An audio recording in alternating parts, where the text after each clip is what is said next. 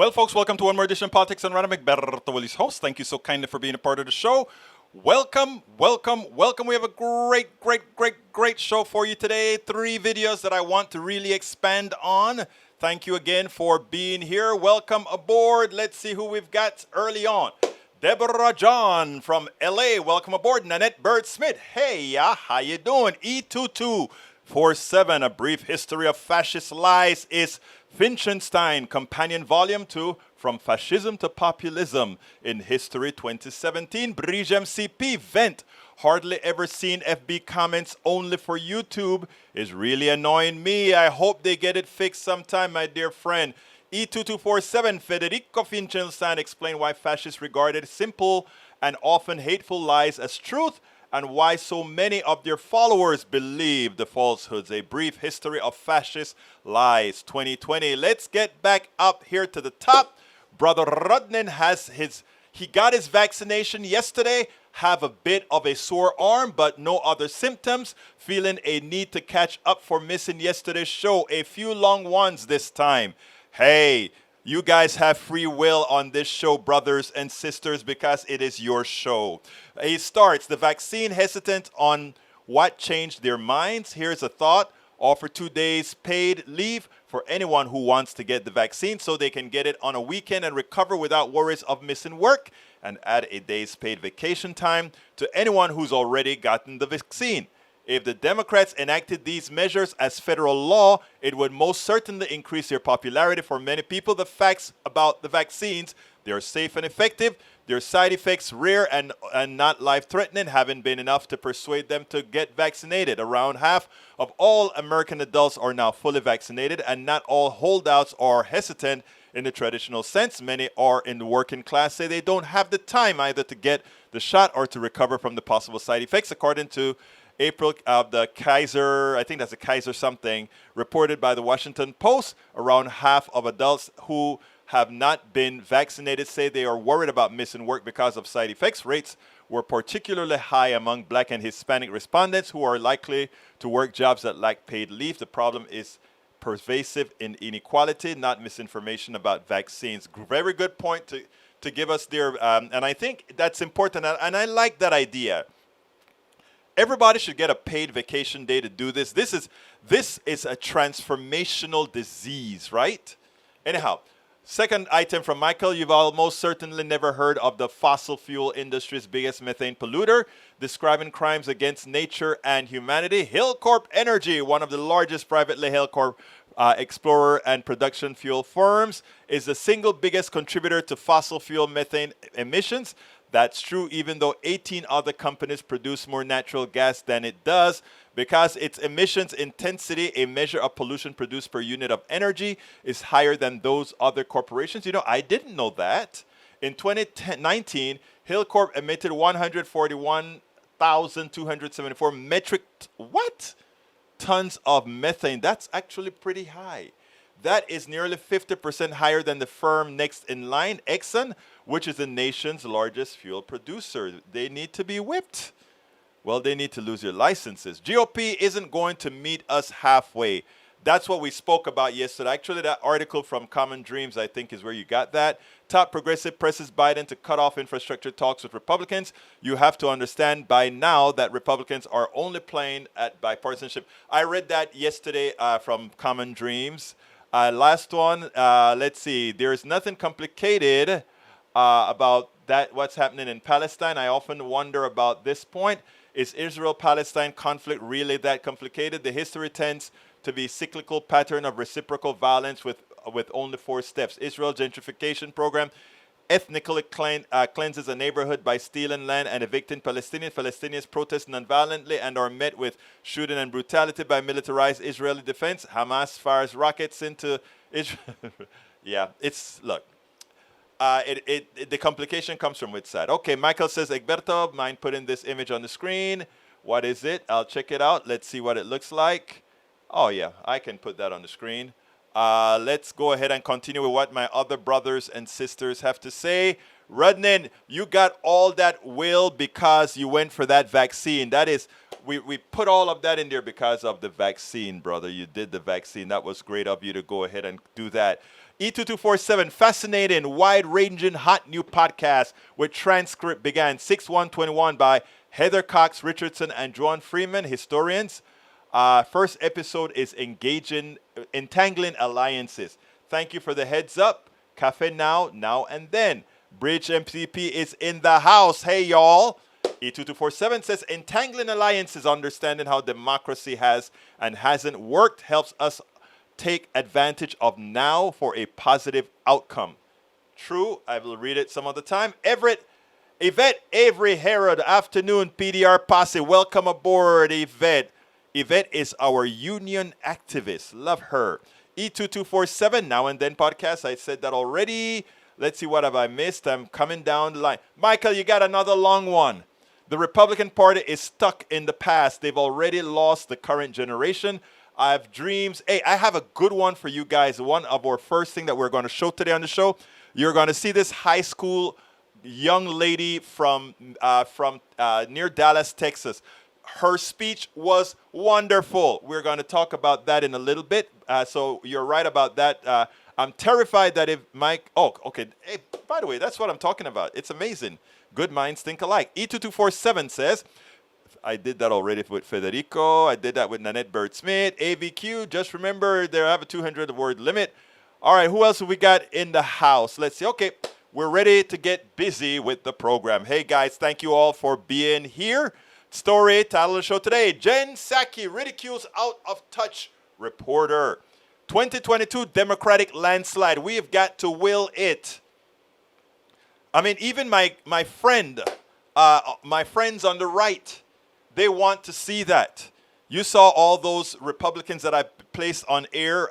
Miller, he wants that. I brought on, God, I'm getting old. I can't remember all those big shot conservatives that were on the show a couple weeks ago. They want that Democratic landslide because they believe for the country it is existential. Democrats are scared. Oh my God, we are going to lose in 2022. If we don't do this, if we don't do that, if we keep speaking like that, we will lose. But everything is lined up for a landslide, and I'm going to explain it in a blog that I wrote that corresponds to the Jonathan Alter story that I'm playing today. And then, of course, we're going to talk about the valedictorian. But how are we going to start? Let's go ahead and get started with Jen Psaki because I love how she did it. Chris Swindols, hi from Chicago. Bienvenido, welcome aboard. Did I miss anybody, first of all, to salute?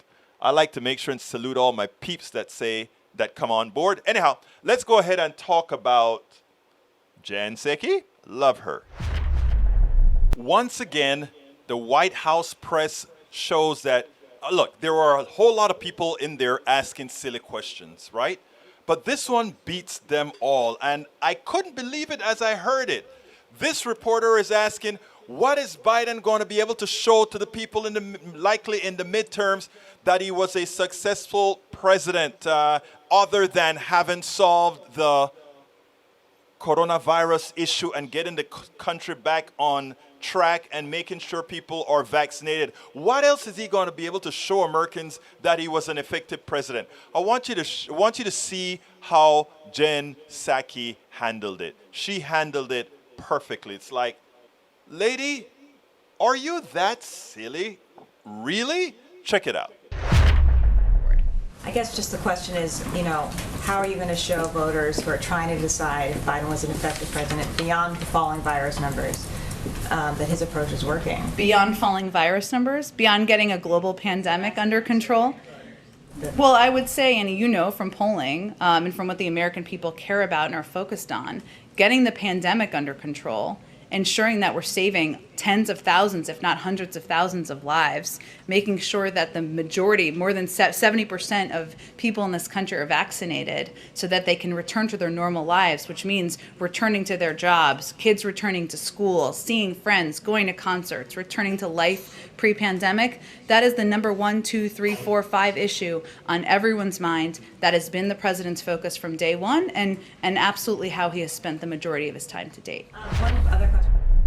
You have to wonder sometimes if these reporters, instead of asking questions that really matter, as an example, Jen Psaki, there's a couple of questions she could have answered a bit better. Like when they asked her about the corporation, she said, well, since these corporations have paid zero taxes, maybe asking them to pay a little bit more that they can afford would be a good thing. I would have added to that answer that Jen gave, I would have said, maybe it is time for corporations to repay what the people have given them for free.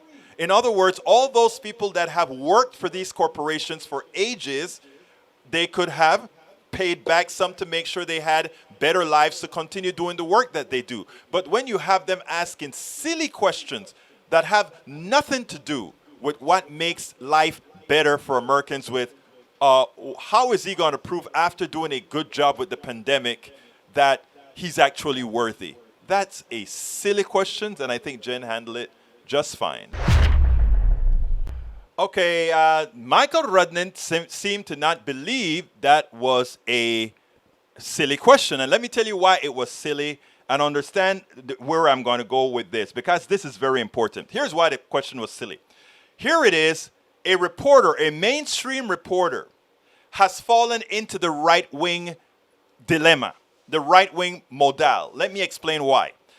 She has postulated that solving the coronavirus problem is not something big. If she had postulated the question as follows: Americans have a short attention span.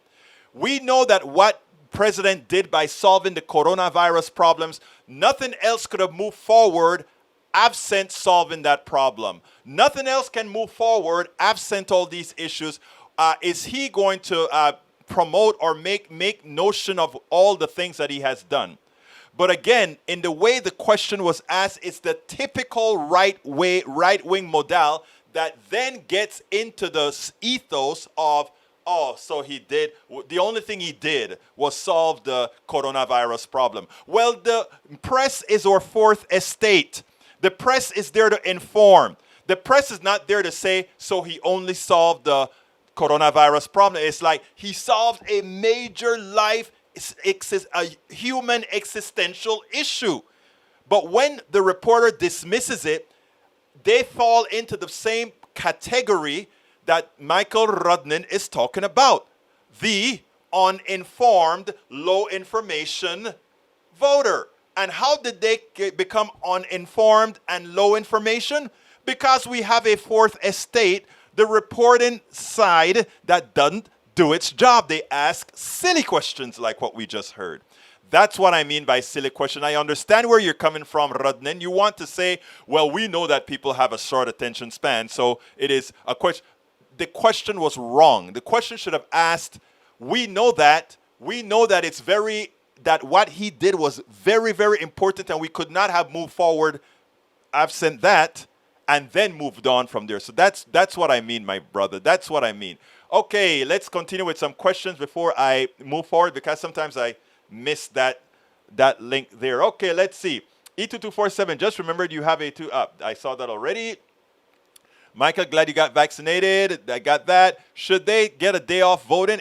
Yes. Replying. Let's see. Chris Swindles is from Chicago. I think I saluted you already. Schumer should be calling up HR1 and S1 for a fresh vote every day. Senate should be in session 5 days a week. What is Schumer doing? Nothing. That I agree with.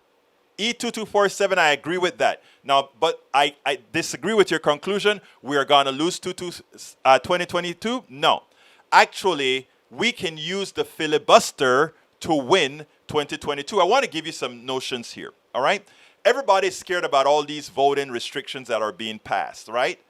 The voting restrictions that are being passed make voting difficult. It makes voting harder. But it does not make voting impossible. Later on, we're going to go further into that realm of voting and why we are going to win 2022 in a landslide. But I don't want to tackle it right now. Suffice it to say, I want E2247, please stick around because I want your input after we play that particular one. Okay? If Democrats want to win, summarizing their accomplishment into a meme and letting the people know might be a good idea.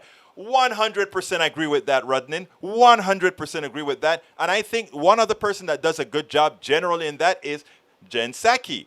And that's why, if you notice how she posed the response, it is like, oh, you mean saving 600,000 lives are not enough? You mean XYZ is not enough? So I think she does a good job of doing that. Okay, let's continue.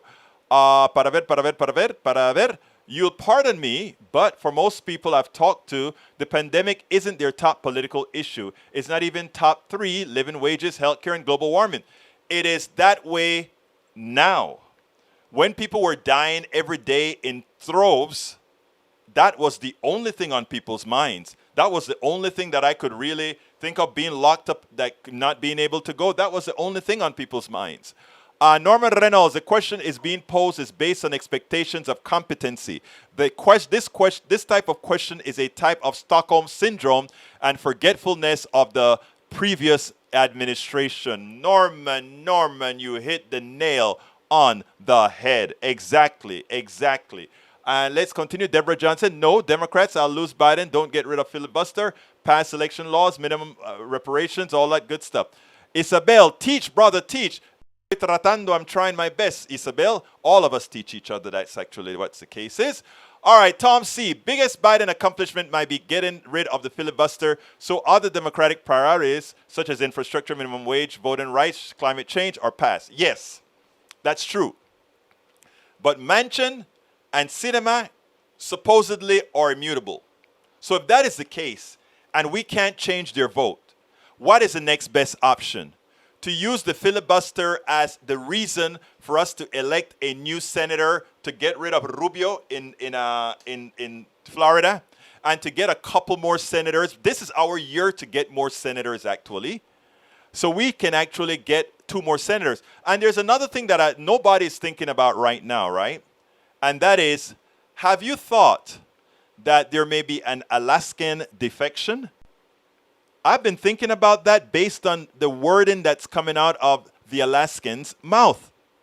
Have you heard so many Republicans, including the ones that I've had on my show, that's on MSNBC all the times, they are trying to create the Republican narrative that to save American democracy, bite your tongue and vote Democratic. That is what a lot of Republicans are preaching. They're not saying they're Democrats. They're saying in order to save the democracy, vote Republican. I think we got to keep an eye on that, and keep an eye on Biden.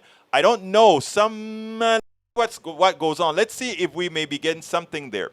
All right, the peak of the pandemic was December 2020 through February 2021, and even then, the COVID wasn't the top issue with the people I spoke with. Again, my brother, it's okay that it's not the top issue with the people you spoke to. Scientific polls, and we all believe scientifically things, scientific polls have said otherwise. Please remember that. When Jen Psaki answered that question, she was right. The top item on people's minds was staying alive and not getting sick. So that was the case. All right, before I play the other video, what I'm going to do is go for our PDR posse right now, and then I'll go into, we have 2 more videos. The one that deals with the high school girl, the most important one, and the one that I'm going to spend the most time on is our Democratic landslide. So that is going to be the last issue of the day today. But beforehand, I want you to remember, if you are on YouTube right now, please become a part of the PDR posse. Becoming a part of the PDR posse means going ahead and clicking that join button under YouTube. Click that join button under YouTube. When you click that join button under YouTube, guess what? You are supporting our show in better form that you'll be really allowing us to do what we need to do. So please go ahead and click that join button on YouTube. If you don't see that join button, and by the way, if you click it now, I'll throw your name up if you so desire on our screen so everybody can see we've gotten yet another member of the PDR posse.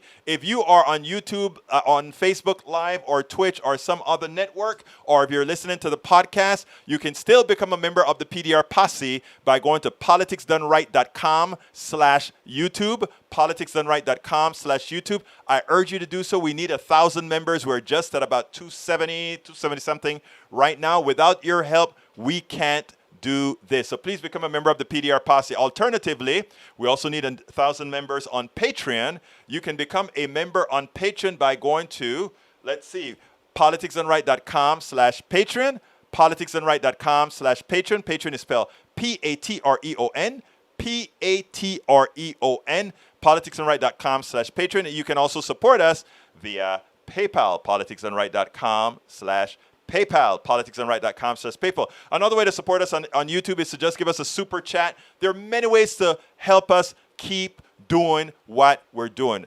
By the way, folks, you can get our t-shirt or hats or face masks, all that kind of stuff at our store, politicsdoneright.com/store, politicsdoneright.com/store.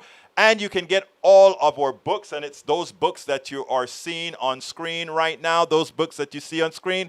Please consider getting them all. It's worth it. How to Talk to Your Right-Wing Relatives, Friends, and Neighbors, book number 1. Numero 2, As I See It, Class Warfare, the Only Resort to Right-Wing Doom. And numero 3 is How to Make America Utopia.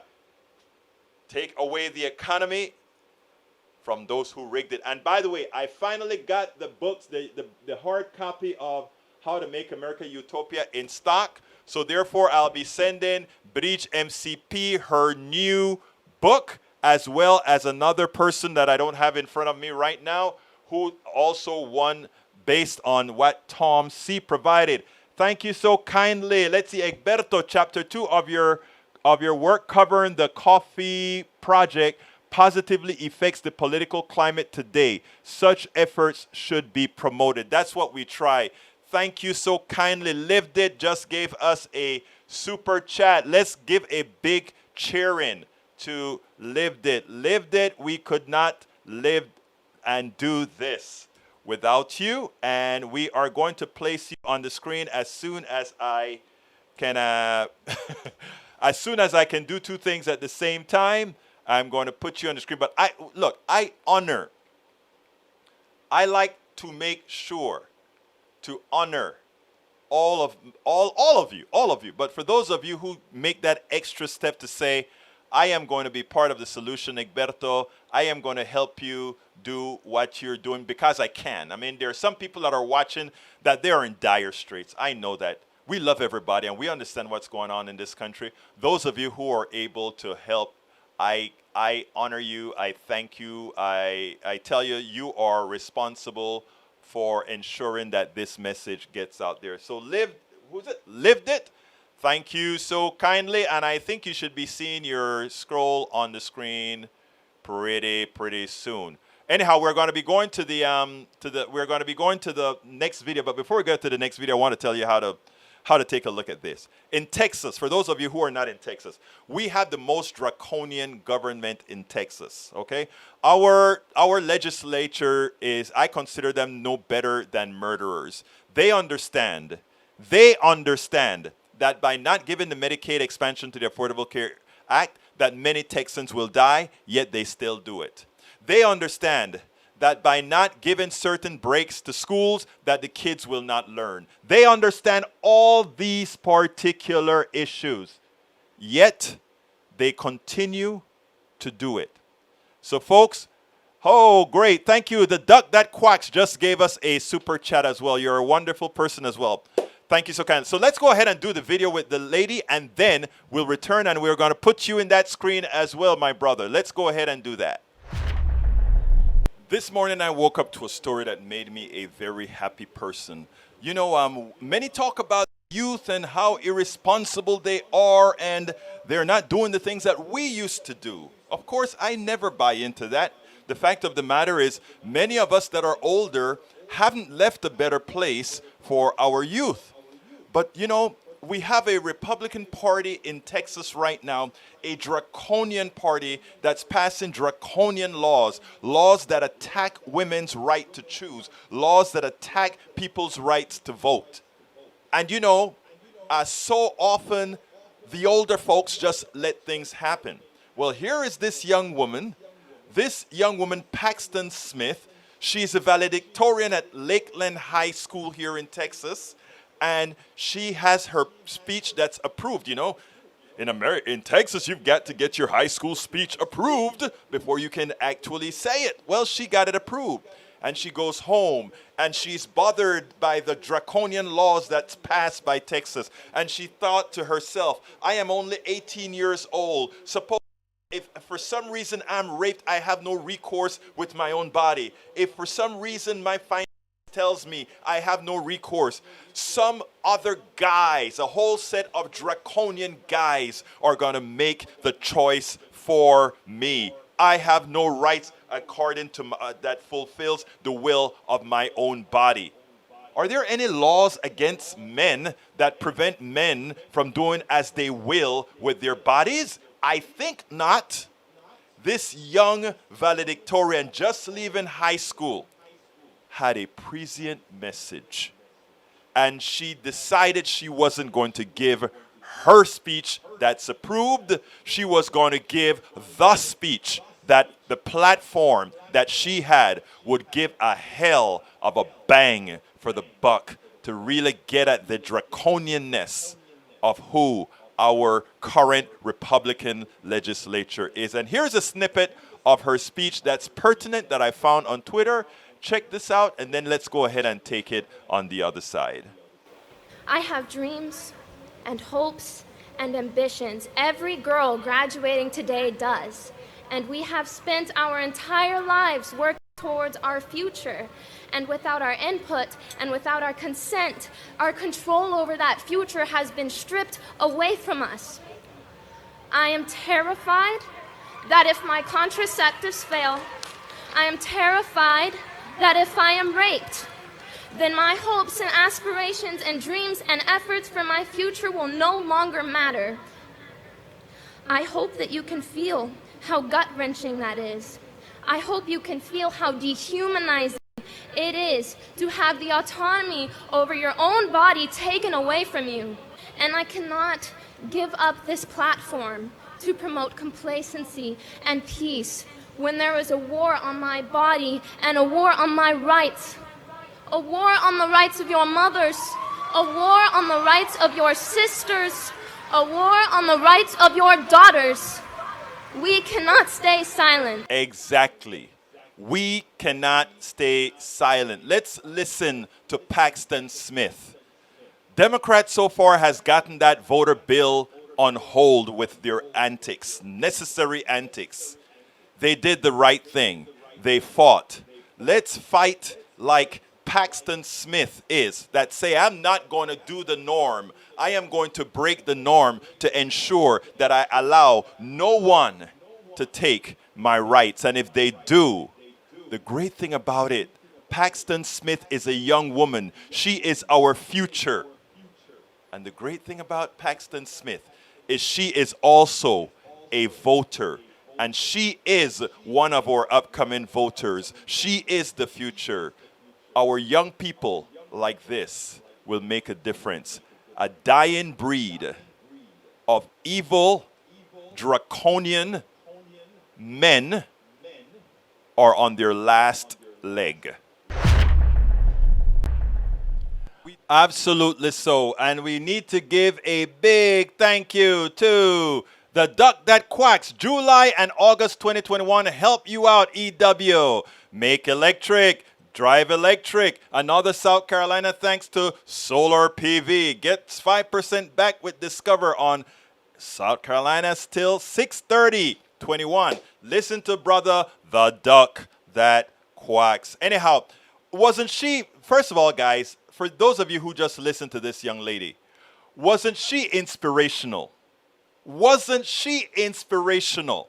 Isn't that what we want, not only of young people, we want that out of everybody. But the fact that it's an 18-year-old or 17 or 18-year-old young woman, I sat down and I watched it when I saw the thing pop up in my Twitter, and I'm like, that is what we're talking about, engagement. She can teach us all how to engage. She broke the norm. She went ahead and, that was supposed to be her day where it's going to be all videotape and in her posterity they'll see this. She bucked the system. In her posterity, you know what we're going to say? Wow, this woman is great. All right, E2247 says, top diarist Egberto Willis today at Daily Coast. Thank you so kindly. Jen Psaki, ridicules out of touch reporter 2020.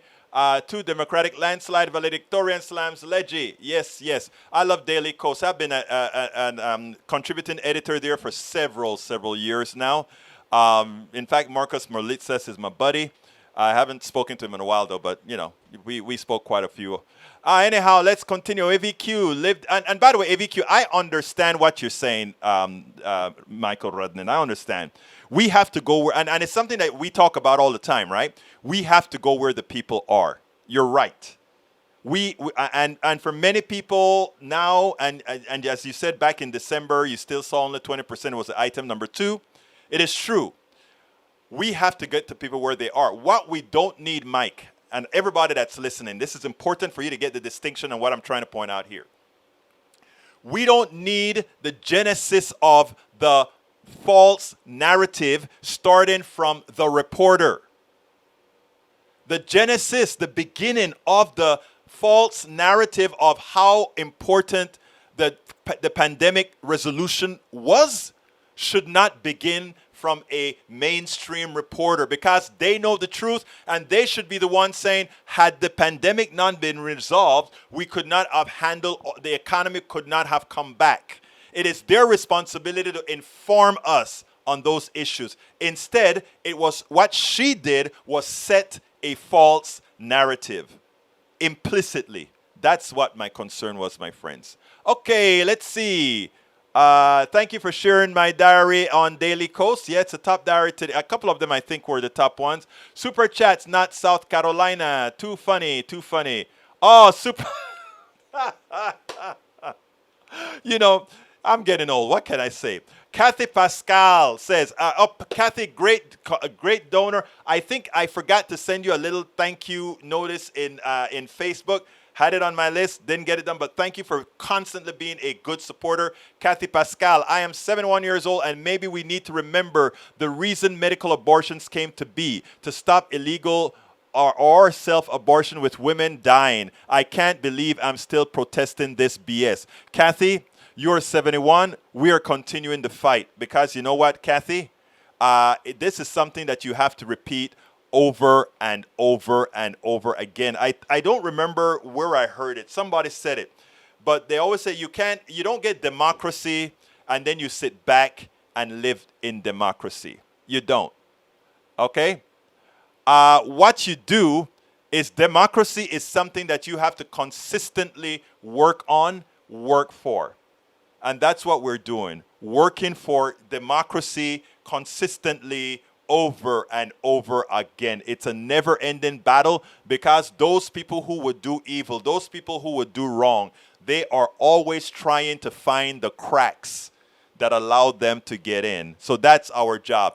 Anyhow, Bruce Pollard is home safe. I'm glad you got out of that rain. Egberto put this on the screen. I got another video to play, but because it is you and because you went ahead and took the confounded stuff, the vaccine, today is going to be your day, brother, so it's on the screen. And by the way, anybody who has not had a vaccine yet, I urge you, I ask you kindly, please, take go get the vaccine. It is imperative that you do. It is imperative that you get the vaccine. Let's not fall for all the crap. Bruce, welcome aboard. Let's see, Kathy Pascal, welcome aboard. The Duck That Quacks, I saluted you and I thanked you. Lived it, I saluted you and I thanked you. Who else is here? Okay. Hi, everyone. Linda Jo Kessinger. Let's go to that last video and then we'll talk about it. I wanted to give Jonathan Alter a big hug for pointing out something that so many people forget. You know, we talk about the history about elections when you have the presidency, the Congress, meaning the Senate and the House, and somehow that presents a clear and present danger for the party in office. There are reasons why, right? But here's an interesting thing. If I walk into a town and an apple fall off the tree every time I walk into to that town, it could be that an apple falls off of the tree every single day. So every single day that I walk into that town, an apple would have fallen off the tree. Or maybe somebody sees me walk into town, and every time they see me walk into town, they force an apple off the tree. Was I causal? I didn't necessarily have to be causal. The reason why I bring that up, it is very important. We don't have a history of what has occurred over the last several years to present a clear and present message to America to say, hey, because Democrats are in full control of the government, somehow that's a clear and present danger to them keeping that control, given that what we have is a president that is actually functional, one that's working, and a Congress that is actually attempting to be functional, except the Senate, of course. But anyhow, listen to Jonathan Alter, and then we'll take it on the other side, because he makes a very important point. Let's continue with that. Jonathan Alter, we saw a consequence last night in New Mexico, special election to fill the seat in the 1st Congressional District, Deb Haaland's seat. She's gone on to the Biden cabinet. And the Democrat, Melanie Stansbury, won 60.3% of the vote. She had a bigger margin there than Joe Biden. She had a 24.6% margin. Joe Biden had a 23% margin in that district. Deb Haaland, just in the last election, had only a 16% margin. So the continuation of Trumpism does not seem to be helping. Well, that was an urban district, heavily Democratic district, and I don't think we should read too much into it. But the larger point, Lawrence, is that this assumption that the Democrats are necessarily going to lose seats in the 2022 midterms because of voter suppression, because of the normal physics of American politics, where the party out of the White House almost always loses seats, that assumption might be false.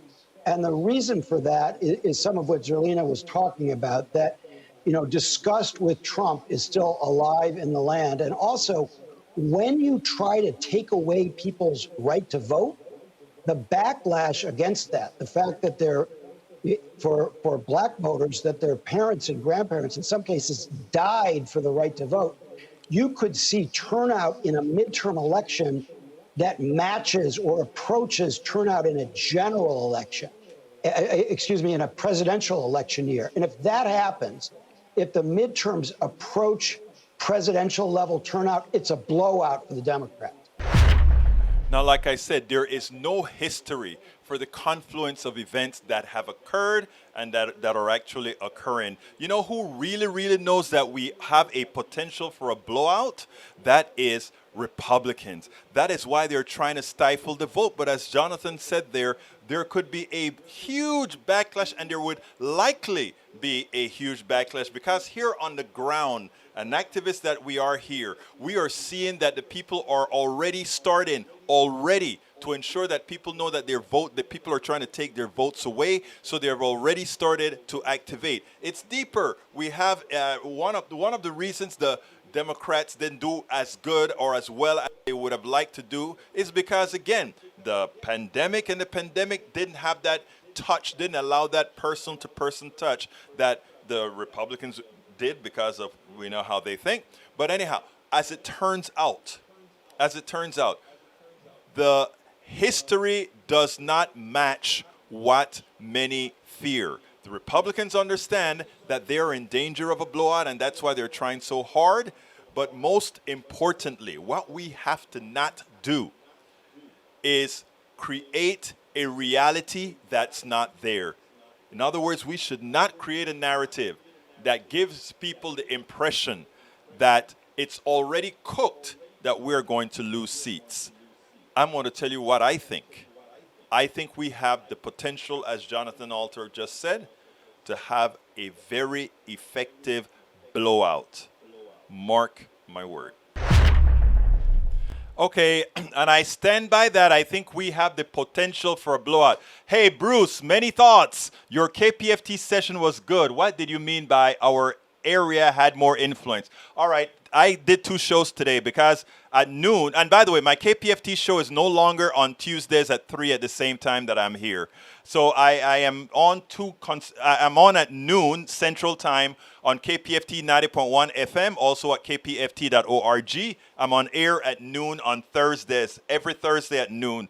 And by the way, before I answer Bruce's question, since I'm on my network, not the KPFT network at this hour, I want to make a plea. If any of you are members of KPFT, kpft.org, right now we are voting on 2 types of we're voting on a new set of bylaws.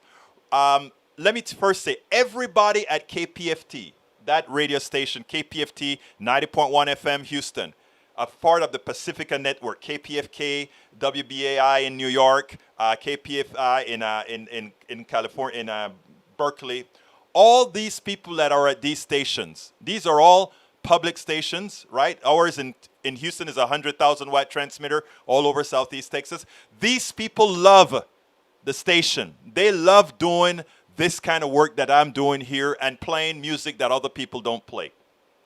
But right now there is a conflict in the studio, in this whole entire network, and that has to do with bylaws. And the reality is we've been living under a set of bylaws that are not functional. They're really not functional. We have accomplished nothing more than being able to create a lot of debt. We've lost quite a bit of listenership because we don't have the wherewithal to bring things in with new technology and that sort of a thing.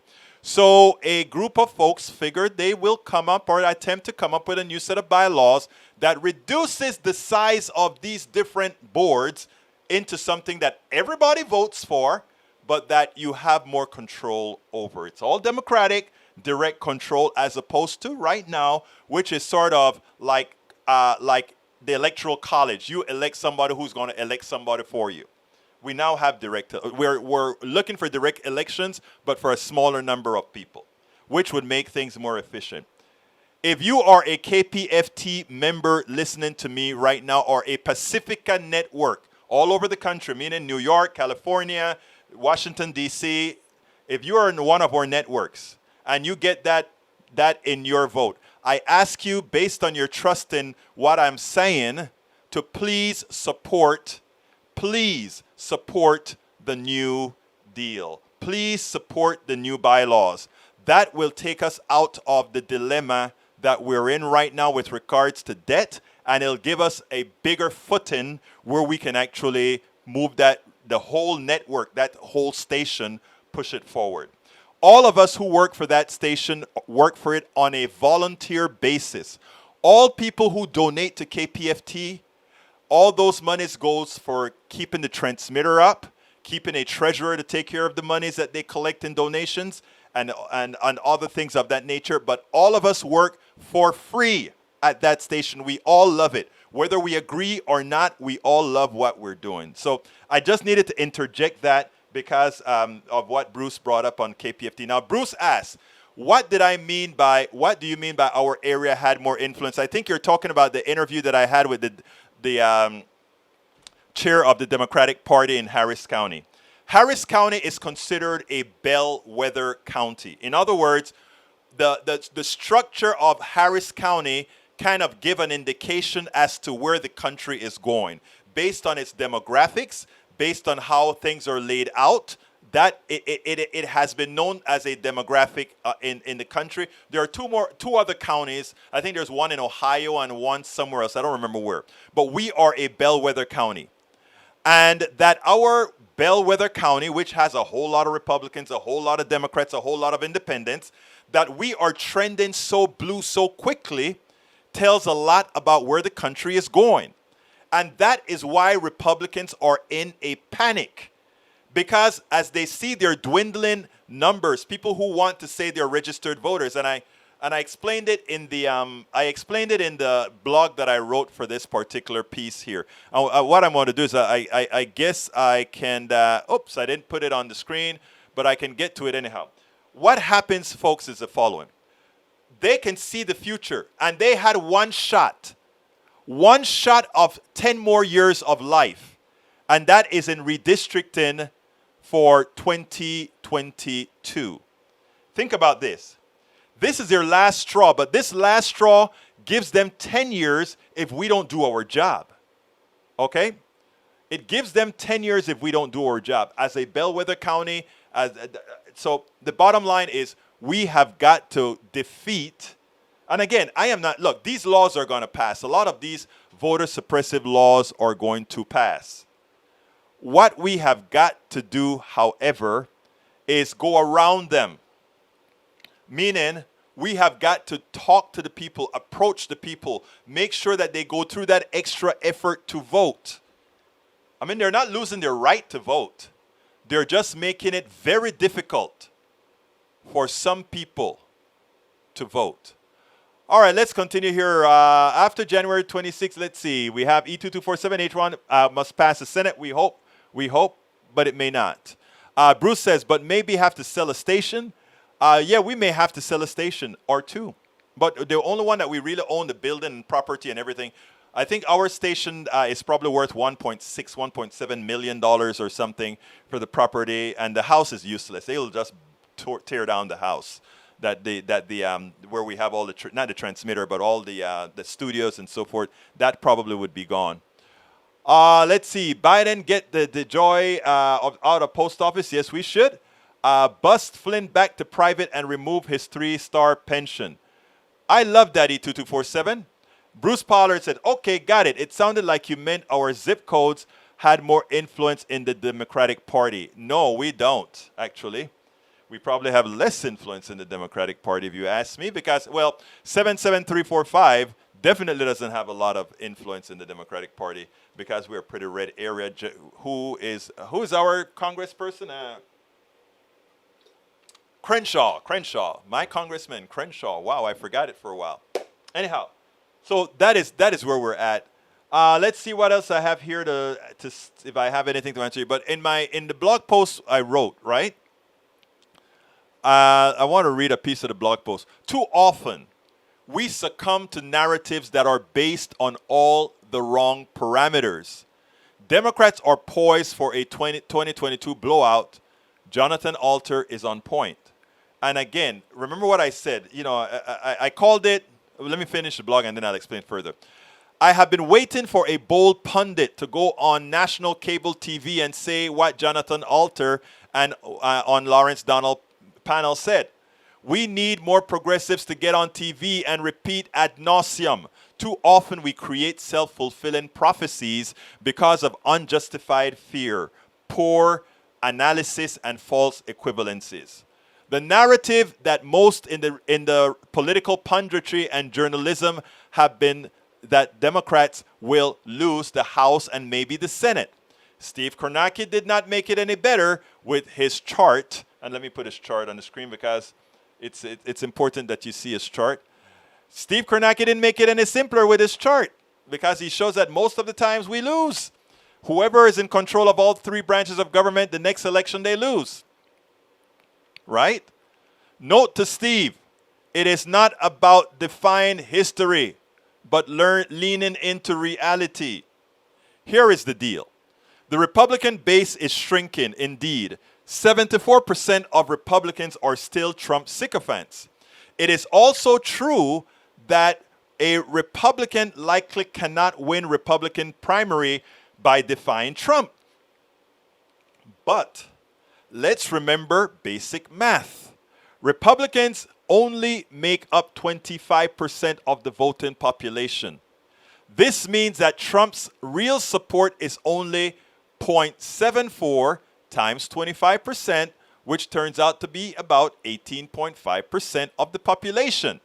While Republicans need Trump adoration to get through their primaries, Republicans need voter suppression, fraud, and a defective constitutional process to win.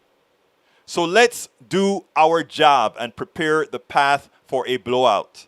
We must work for it.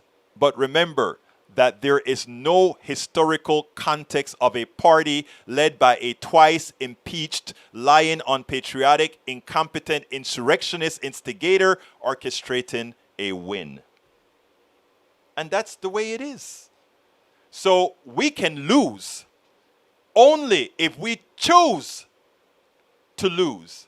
I repeat, we can lose if we choose to lose. We will win if we go out there and we tell the narrative and we talk to people and we turn the other cheek and we listen and we listen and we listen and we listen and offer to them based on what we've heard from them, what they'll get by joining forces. We're not asking them to love us. We're not asking them to like us. We're asking them to love themselves. And that is what we ought to do in the long run. We have to make it that they're not doing a favor to us for us to win. They are doing a favor to themselves, to their kids, to their families. And you know what is of utmost importance to most? What is of utmost importance to most? To the person you may hate the most. They love their daughter. They love their son. They love their mother. And when you listen to them and you just make, and again, it's not going to work for everybody, I trust, but it will work with enough. And by the way, that is why I wrote the book. It's worth it. How to talk to your right-wing relatives, friends, and neighbors. And that's also why I wrote the book, How to Make America Utopia. And of course, to tell you how the stuff actually works. As I see it, class warfare, the only resort to right-wing doom. So folks, look, let's stay positive. Let's not allow negativity to reign at all. Because like I said, if we do our job, if we challenge reporters like that reporter who said, oh, what about, other than saving your country from utter death, what did you do? If we prevent that narrative from sinking in, and we expand on the narrative of, okay, we've solved problem number 1, we've started solving problem number 2. If we could not solve problem number 3, it's because we need you to make a change in 2022 so that we can solve problem number 3. And that is where we have to come from, my brothers and sisters. It's not from a defeatist thing. It's about you get knocked down and you get your ass back up and move again. Earlier there was an issue at the station, and I'm not going to tell it exactly how it is. Okay? I'm not going to say it exactly how it is, but there was something that was done negatively to my show at Politics Done Right at the station that we have on air.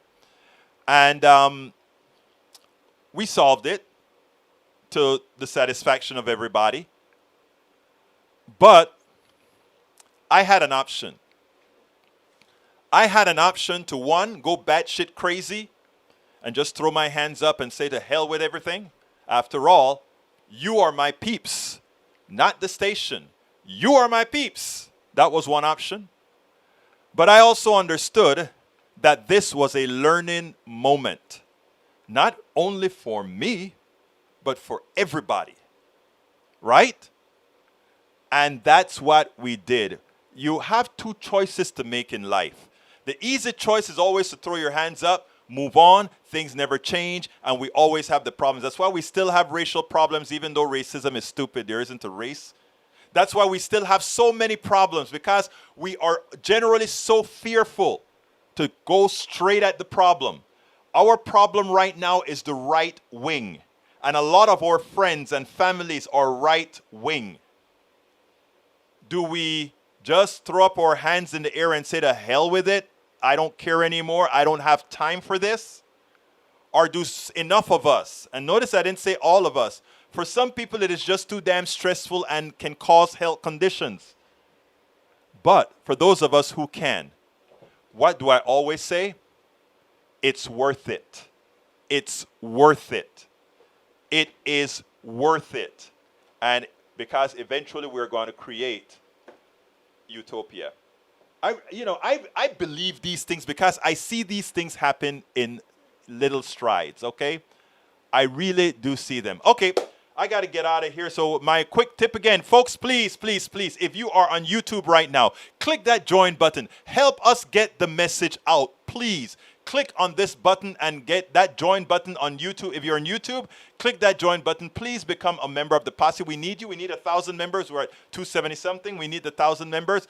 Or you can also become a member on Patreon, politicsdoneright.com/patron. Patron is spelled Patreon, politicsdoneright.com/patron. I'm going to stick that link in there right now. Likewise, there is also, you can support us on PayPal, of course, politicsdoneright.com/PayPal. Or you can support us at our store by purchasing our T-shirts, our hats, our face masks, posters, politicsdoneright.com/store. And of course, you can get all our books, all the books we talk about at politicsdoneright.com/books. Anything that you do to help make us continue to do, we don't, we don't throw commercials on the air or whatever like that because again, we depend on your support. This is stuff that we know you will help with to make sure we can continue doing this. Patricia E. Forker, someday I just don't get what's off with our fellow humans. PPP, peace. E2247 says, let Karanakawa Nation deal with Crenshaw. If I knew what that was, I don't know what that means.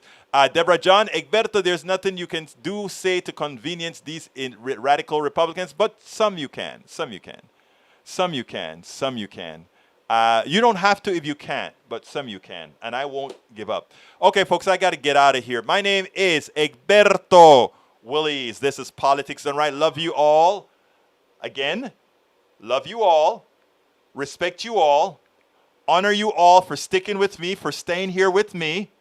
But I got to get out of here. My name is Egberto Willies. This is Politics Done Right. And you know how I end this, baby. I am what? Out. We spend a lot of time deconstructing the news, trying to parse it into a form that everybody can understand. We try to find those little nitpicks where it flies above the fray, etc. If you really like these videos that we do, I want to ask a big favor. Please go ahead, number 1, subscribe to our channel, and number 2, please join if you can. Thank you so kindly for watching. Keep watching. Please remember to share. We must populate the entire internet with our progressive message, a message that we know is what most Americans say that they want. So help us, please join.